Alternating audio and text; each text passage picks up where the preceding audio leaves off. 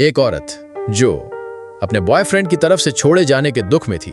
اس کی وجہ اس کی ایک خاص حالت تھی، ایک بے قابو حوث کی خواہش جسے وہ خود بھی سمجھ نہیں پاتی تھی۔ یہ وہ لت تھی جو اسے رات بھر سونے نہیں دیتی تھی، جسمانی تھکن کے باوجود بھی، اور یہی لت اس کے بریک اپ کروا چکی تھی۔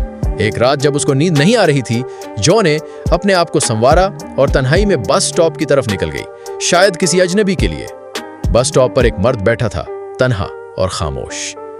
جو نے صرف ایک نظر ڈالی اور سب کچھ بدل گیا۔ مرد فوراً اس کی طرف متوجہ ہوا، جیسے وہ بھی خود کسی خالی پن سے بھاگ رہا ہو۔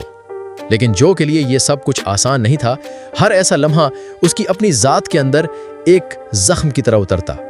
وہ اپنے جذبات، خالی پن اور بدن کی نہ ختم ہونے والی بھوک کو بار بار لکھتی، لیکن جتنا وہ لکھتی اتنا ہی وہ خود کو اور زیادہ گرا ہوا محسوس کرتی۔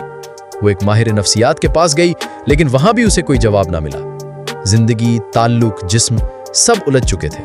مایوسی میں ڈوبی ہوئی جو آخر کار اپنی نانی کے پاس گئی، شاید کچھ سکون کی تلاش میں۔ نانی نے اسے کہا، کبھی کبھی جسم یا روح جو دکھا رہے ہوتے ہیں وہ دراصل ایک اشارہ ہوتا ہے، اسے نظر انداز نہ کرو بلکہ اسے سمجھو۔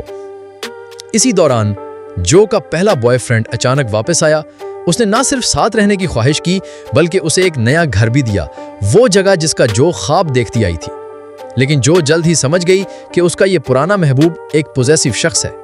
ذرا سی مسکراہٹ، کسی مرد سے معمولی سی بات پر وہ پاگل ہو جاتا تھا۔ وہ کبھی سوری بولتا، کبھی خاموش ہو جاتا، لیکن پھر دوبارہ غصے میں مار پیٹ اور زبردستی کرتا۔ پھر ایک دن اس نے جو پر ہاتھ اٹھا دیا۔ بس جو نے سوچا اب بس، اور اس سے الگ ہونے کا فیصلہ کر لیا۔ کچھ وقت، کچھ سانس اپنے لیے لینے کا فیصلہ کیا۔ تنہائی میں گم ہو جانے کے بعد کچھ مہینے گزرے۔